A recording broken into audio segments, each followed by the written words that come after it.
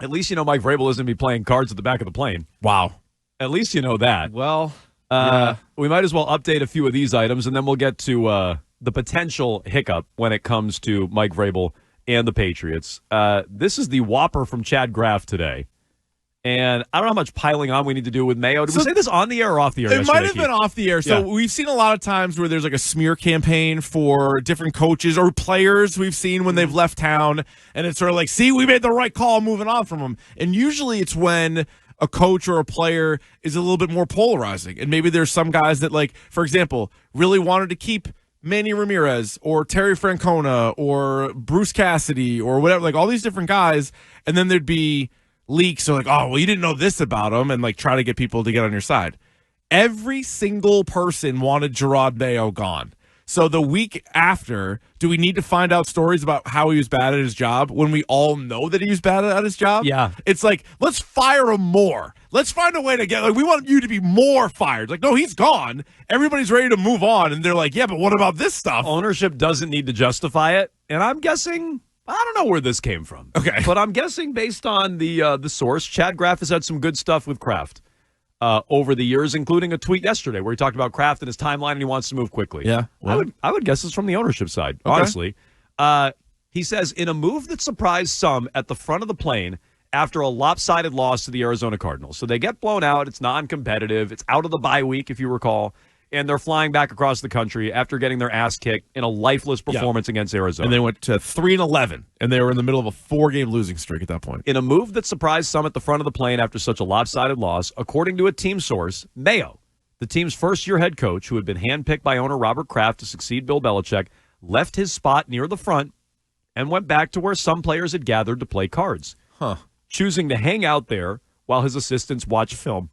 There's 52 cards in a deck of cards and 2 jokers in that deck. Never mind. So they're all sitting there watching film. He's like, you guys do your work. I'm going to go play cards with the boys back here. This kind of drives me more nuts. Not that, again, he's already been fired. Yep. They've already made the right call. But how do you not fire him before the last game of the season great and question. make sure that you have the number 1 pick? I'm still hung up on that. I think everybody else should be. I'd fire him when he got off the plane from Arizona. Yeah, but hey, did you win? Did you win the card game? Yeah. Because you're done. We're done. We're moving on from this here. just shows that he's so bad. Why fire him when he's just going to probably lose games anyway? They thought he was going to tank. Good point. Good theory, Nick. Yeah, maybe you're right. On a night when the frustration over a terrible performance had some wondering if their jobs would be in jeopardy, it was surprising to at least one person at the front of the plane to see the head coach mingling with players in such a casual way. Quote, look, there's a lot of ways to do the job, a team source who was on the plane said. It's not that Jerod's was definitely wrong. Well, maybe. I think it was. But I can't say I've seen that before. We just asked Wiggy. I think Wiggy said this on the air as well. We were just talking about this with Wiggy off the air. Wiggy's like, I've never seen that. In my time in the NFL, I've never seen a coach and even really Wiggy, even leave the front of the plane. Never mind go play cards with the guys. Wiggy's defended Jerod Mayo all season long. time, yep. And even he's like, that's insane. Like, that is a wild thing to have happen. And so, yeah, that was, I mean, add it to the long list. I don't think anybody thinks that Jerod Mayo was a good coach. There might be a few people that thought, one and done's tough because the roster was bad. Like, that might be your best. If you wanted Jerod Mayo to have one more year, it's because you think Elliot Wolf did a horrible job. Like, that would be your one thing to kind of stand on. But both things can be true. No, like, both guys can be bad. They can. And here's what I'd say about Mayo. The idea that Kraft is like, oh, he just wasn't ready for the job. If this is his mindset, that he's never going to be ready. But this is also week 15, right? Like, this isn't week 2, and Good he's point. like, wait a minute, what the hell am I doing? I'm not a player anymore. Oh, like, I'm playing. Wait, we beat the Bengals, and I got the Gatorade bath. I'm feeling myself as my first game. Oh, that's not how it's done. Whoopsie. Right. Like, on the field, they weren't getting better, and clearly off the field, Mayo wasn't getting better Good point. either. In December he's doing the of same his first stuff. year as a head coach, he's back there playing cards with the guys. He was never going to get – this is an indication he was never going to get it. Forget you rushed him into the job or you didn't give him enough time or whatever.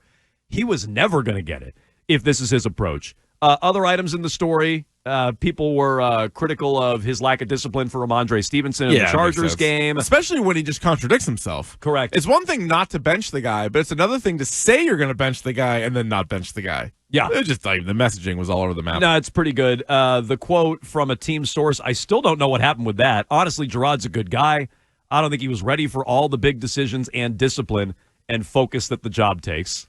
So that's a pretty good haymaker quote from a team source. There's also this item on Steve Belichick. Steve Belichick had the defensive coordinator role or the play calling role under Bill. Yeah, they were both technically just linebacker coaches, but he called the defensive plays.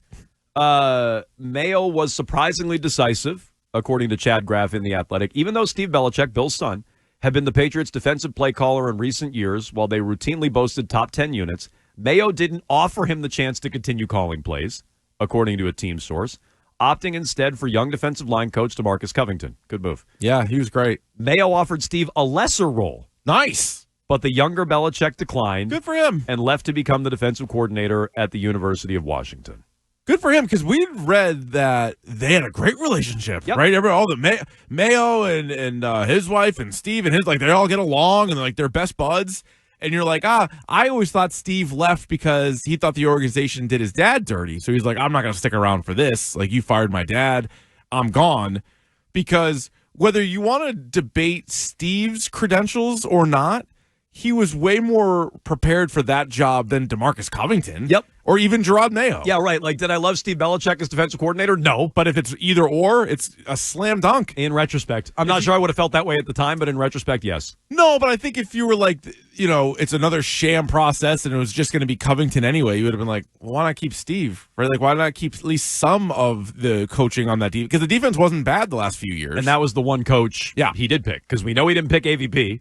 Jeremy Springer told us he didn't pick him as special teams coordinator. That was Wolf. But how insane is that? It's like, yeah, we'd like you to stay on the staff, but in a lesser role. Well, this is why he's like, get out of here. This is why I do think, even though they like Jerod, and even though it's embarrassing for Kraft, I think this came from ownership, because the whole thing is, it was a clown show and it was a mess and it was a disaster. And the subtext is Vrabel's going to come in and he's going to clean it up. Be an adult. Because he's the adult in the room. Right. Thank you. He's not going to be playing cards at the back of the plane. No. He knows how to discipline guys. He's not going to ask players or coaches or whatever to take demotions and things like this. He is going to come in and do what's right. And so I think that's the subtext of the story. I guess that's where it came from. Vrabel sounds like the guy